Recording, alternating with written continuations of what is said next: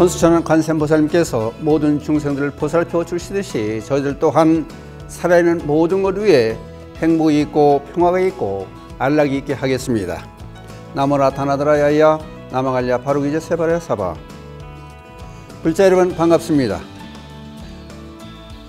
날씨는 점점 추워지는데 여러분들 건강 유념해 주시기를 기원드리고 더불어 코로나19가 있지만은 건강 조심하시고 날마다 좋은 날 되시기를 먼저 기원드립니다.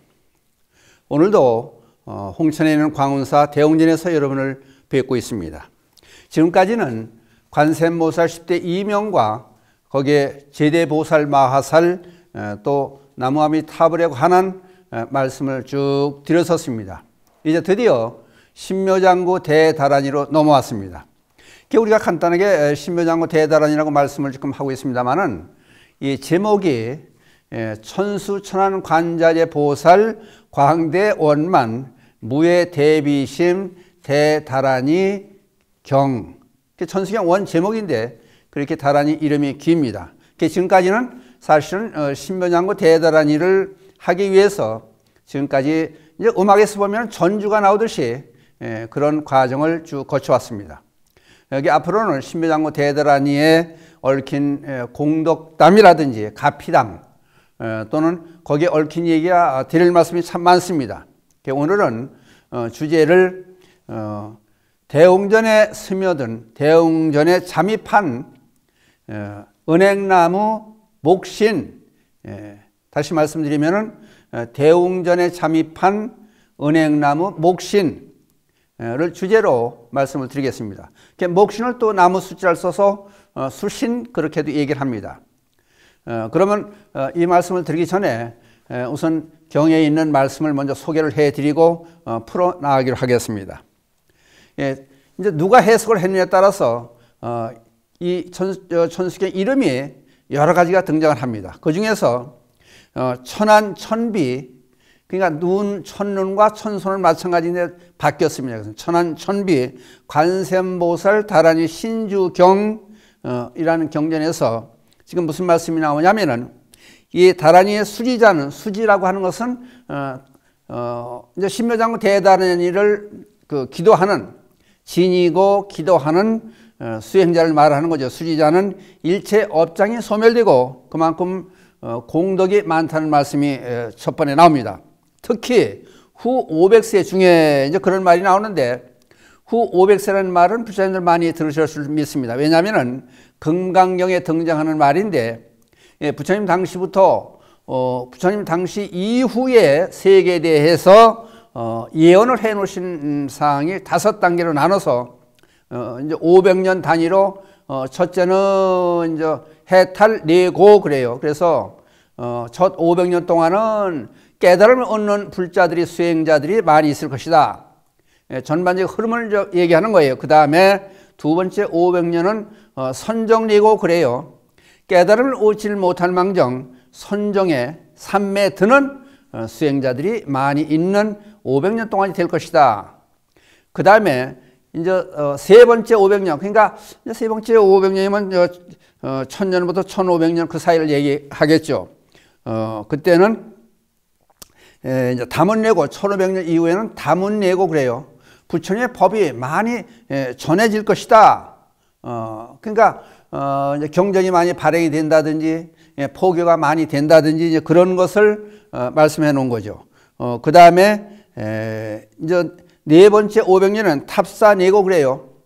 그러면 이제 절이라든지 탑이라든지 탑은 탑을 그대로 얘기하고 절 그러니까 탑을 세운다든지 절을 창건한다든지 그런 일이 많이 성행을 할 것이다. 그 다음 이제 2500년 그 시기에 와서는 이제 2500년 불멸 후 2500년부터 만년까지 그래서 말법시대에 흔히 그런 얘기를 해요. 그때는 투쟁내고 그래서 각 종파로 갈리고 서로 잘났다고 자기 동단을 고집하고 자기 주장이 맞다고 하는 그러다 보니까 자연적으로 싸움이 많이 일어날 것이다. 그래서 투쟁내고라는 말씀을 해놨습니다. 그래서 5단계로 참고로 이제 아시라는 뜻에서 이 말씀을 드렸습니다. 그래서 후 500세 중생은 제업이 무겁고 복이 없어서 그 제업을 많이 짓고 부처님 법 가지고도 이렇다 저렇다 서로 의견을 달리하고 싸우다 보니까 그냥 복이 없어지는 거죠. 죄를 짓는 거죠, 말하자면. 그래서 마음을 전념할 수 없기 때문에 귀신의 침해를 받게 되므로 이에서 벗어나게 하기 위해서 설한다. 그러니까 신묘장구 대단한 일을 우리가 설하는 이유는 여러 가지 공덕이 있지만 그 중에서도 이제 후 500세 오늘의 세계를 지금 얘기하는 거예요. 오늘의 세계. 현 시점을 얘기합니다. 이제 귀신에 홀리는 그런 일이 없게 하기 위해서 귀신에 끄달리지 않는 그런 삶을 살게 하기 위해서 신묘장구 대단한 일을 설해놨으니까 그것을 열심히 공부하고 수지하고 독성하면은 편안히 살 수 있을 것이다. 그 얘기가 천안천비 관세음보살 다른 신주경에 나오는 말씀입니다. 그러고 여기 지금 은행나무가 아까 등장을 했는데 은행나무와 불교와 인연이 참 많습니다. 은행나무가 역사적으로 보면은 그러니까 2억 7천만 년 전에 화석에서 은행나무가 나타난다고 그럽니다. 그러니까 이 식물 중에서 아마 나무 중에서 가장 오래된 나무가 은행나무가 아닌가 싶습니다. 이제 사찰과 인연이 깊은 것은 대개 이제 어느 큰 스님이 지팡이를 짚고 가다 꽂아놨는데 그것이 살아서 지금까지 살아있다. 이제 그런 얘기로부터 시작해서 은행나무는 열매가 냄새가 고약하지 않습니까? 그러니까 스스로 그것이 이제 바람에 날려서 나무가 옮겨가는 것이 아니라 사람이 대개 심어서 옮겨 심어서 이게 이제 번져나간다. 씨를 심고 이제 이식을 해서 옮겨나간다. 그러니까 절에는 대개 은행나무가 많이 있습니다. 그 중에서도 은행 성지순례를 신도라고 쭉 다니다 보니까 전국의 그 유명한 은행나무들에 관한 얘기를 우선 해보려고 하면은 이 저기 양평에 가면 용문사라는 절이 있습니다. 거기에 보면은 세계에서 최고로 오래된 나무, 세계에서 제일 큰 은행나무, 그게 바로 용문사에 있는 은행나무가 됩니다. 근데 은행나무가 얼만큼 세계에서 제일 크냐면은 높이가 이제 조사를 해봤더니 42m가 돼요. 높이가 엄청난 거죠. 42m의 나무 높이가. 그 다음에 둘레가 15m나 되고, 그렇다 보니까 이게 이제 국가 천연 기념물 30호로 지정이 되어 있을 만큼 그렇게 유명한 나무가 됩니다. 그 이제 이 나무가 의상대사가 심었다는 말도 있고, 또 한쪽의 얘기는 신라의 마지막 왕이 경순왕이지 않습니까? 그 경순왕의 아들인 마이태자가 이제 신라가 멸망하고 이자 금강산 쪽으로 가다가 이제 지팡이를 거기다 꽂은 것이 지금까지 살았다. 그 얘기가 같이 전해 내려오고, 그러면서 무슨 얘기가 나오냐면은, 나라에 큰 일이 있으면은 은행나무가 소리를 낸다든지 운다는 얘기까지 전해지고 있습니다.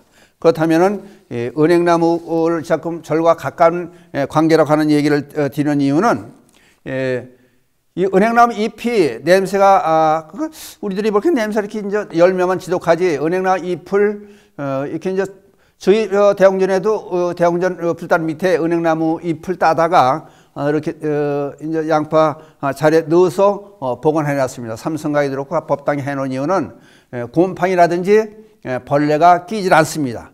그러니까 절과 관계가 그만큼 깊다는 얘기죠. 그런데 이 얘기를 하는 이유는 공덕담을 말씀드리기 위해서 이런 말씀을 드리는데, 조선 말기에 쌍계사에 출가한 효성삼이라고 하는 스님이 있었는데, 대웅전 관리를 하는 거죠. 그 은사 스님이 노전 스님으로 대웅전 관리를 전적으로 책임을 맡고 있는데, 그 밑에 이제 상제로 들어갔으니까, 근데 대웅전에 이제 지금은 전기가 들어오지만은, 초도 마음대로 지금 만들지만 그때는 그런 것이 없으니까 참기름으로 법당 안에 불을 밝혔다고 그래요. 근데 그 참기름에 이제 등잔에다 기름을 넣고 이제 심질내서 불을 밝히는 거지. 근데 그것이 3일을 넘겨가는데 아니 매일 없어지는 거예요. 그게 이상하다 생각하고 이제 은사스님한테 말씀을 드렸더니 그 효성 3일하고 같이 불단 밑에 들어가서 이제 밤에 지켜보는 거예요, 몰래. 이게 도대체 어떤 일인가? 하루만 키우면 기름이 없어지니까 근데 이제 효성 3위가 깜빡 불단 속에 있다 보니까 깜빡 잠이 들었는데 소리가 벼락치는 소리가 나는 거예요. 보니까 은사 스님이 누구냐고 개 손가락 소리를 지르는 속에 벌떡이나 깨보니까 불단 밖으로 나온 거죠. 이제 나와봤더니 키가 9척이라고 그래요. 이제 그럼 그만큼 크다는 얘기죠. 시커먼 거림 같은 게 서 있는데 누구냐고 이제 은사 스님이 막 물으니까 이제 무슨 얘기를 하냐면은 절 아래 마을에 이판서 댁에 있는 은행나무의 목신이라고 그래요. 그럼 목신이 여기를 왜 왔느냐? 그리고 여기 기름을 왜 훔쳐가느냐? 다고 치니까 하는 얘기가 사실은 그 은행나무 뿌리가 하도 오래되니까 뒷뜰에 있는 은행나무 뿌리가 이제 오래되면 뿌리가 겉으로 나오지 않습니까? 거기다가 거기 있는 모슴들이 장작 패는 그 밑동 나무로 그걸 활용해 가지고 장작을 패다 보니까 상처가 많이 난 거예요. 그냥 은행나무 몸에 상처가 엄청 많이 났다는 얘기죠. 뿌리에. 근데 그거를 치유하려면은 대웅전에 켜 있는 기름을 갖다가 발라야 치유가 된다. 그러니까 이제 노전 스님이 물어봐요. 그러면 그걸 못하게 하면 될 거 아니냐? 그랬더니 절대 못하게 할 수가 없습니다. 왜 그러냐 하면은 이판서 대감이 신묘장구 대단을 기도를 하는데 감히 그 신하들 모슴들을 어떻게 건드릴 수가 없으니까 그 위력에 눌려서 신묘장구 대단을 기도하는 위력에 눌려서 감히 그러질 못하고 이 판서 대감이 나이가 많으시니까 저희는 어차피 이 판서 대감께서 돌아가실 때만 기다리고 있습니다. 왜냐면 그러면 그 위에 신묘장 기도를 하는 사람이 없을 테니까 마음대로 못하게 벌을 줄 수도 있고 말릴 수 있다. 그런 얘기를 하는 거예요. 그래서 그 밑에 내려가 가지고 그런 얘기를 해요. 해서 다른 데다 그러니까 장작패는 받침목으로 쓰지 말아라. 그런 사연을 얘기를 해줘요. 그러니까 그만큼 여기에 지금 아까 말씀드렸듯이 경전에 나와 있는 귀신의 말세 중생들이 업장을 많이 짓기 때문에 귀신의 침해를 받으니까 그걸 방지하기 위해서 신묘장구 대단을 설하니 참고해서 알아라. 이제 그 말씀을 해놓은 것이 딱 들어맞지 않습니까? 그러니까 목신이라도 하다못해 이판서 대감이 이제 신묘장구 대단이 기록하니까 감히 식졸들을 건드릴 수가 없으니까 이제 궁여지책으로 대웅전에 와서 기름을 훔쳐갔다는 그런 얘기가 나오게 그걸 마저 소개합니다. 그러니까 여러분들 이제 이런 얘기도 참 많아요. 그러니까 여러분들 잘 생각해 보시고 신묘장구 대단하니까 얼만큼 위대하냐. 그러니까 기도하시는 여러분들께 용기를 주고 희망을 주기 위해서 오늘 이런 말씀을 쭉 드렸습니다. 그러니까 신묘장구 대단히 기도를 열심히 하시고 그러니까 나쁜 일에서 좀 벗어나서 좋은 일만 늘 있기를 기원드리는 뜻에서 오늘은 은행나무에 얽힌 얘기 그거를 같이 해봤습니다. 그리고 마지막에 여러분들께서도 은행나무 잎을 대개 학생들이 책갈피에도 노란 은행나무 잎을 책갈피에 끼워놓고 그러지 않습니까? 근데 그거를 참고 삼아서 아까도 말씀드렸지만은 곰팡이나 벌레들이 건적을 못해요. 은행나무 잎을. 그래서 저희도 아까 말씀드렸듯이 지금 이 대웅전 밑에도 그 양파 자리 있지 않습니까? 거기다가 은행나무 잎을 넣어서 군데군데 넣어놨습니다. 그래서 벌레 같은 게 이제 이 대웅전 밑에는 불단 밑에는 끼질 않죠. 삼성가 이런 데 극락전이라든지 해놨습니다. 그러니까 은행나무와 우리 사람들과 또 불교와 그만큼 친밀한 관계에 있다. 이제 그 말씀을 드리고 여러분들 시간이 지금 없으니까 자세히 소개를 못 드리지만은 저기 영동에 가면 영국사 있습니다. 영국사. 거기도 은행나무가 한 40, 높이가 한 36m가 그래요. 그것도 천연기념물로 선정이 되어 있고 또 여기 이제 금산에 가면요 보석사라고 있어요. 보석사가도 은행나무가 그것도 한 30m가 돼요. 그리고 다 지금 제가 말씀드린 세 군데는 전부 1000년이 넘어 있는 나무가 1000년 동안 산다는 게 얼마나 대단합니까? 그러니까 절에 있는 나무들이 그만큼 오래 갈 수 있는 것도 그 큰 인연이 아닌가 그런 생각을 하고 다음에 각 사찰에 여러분 성지순례 갈 때 보면은 은행나무에 관심을 좀 가져보시고 보는 것도 하나의 좋은 흥미거리가 될 수 있고 또 신심도 나게 하는 그런 말씀이 될 것도 같습니다. 오늘 말씀 여기서 마치기로 하겠습니다. 감사합니다.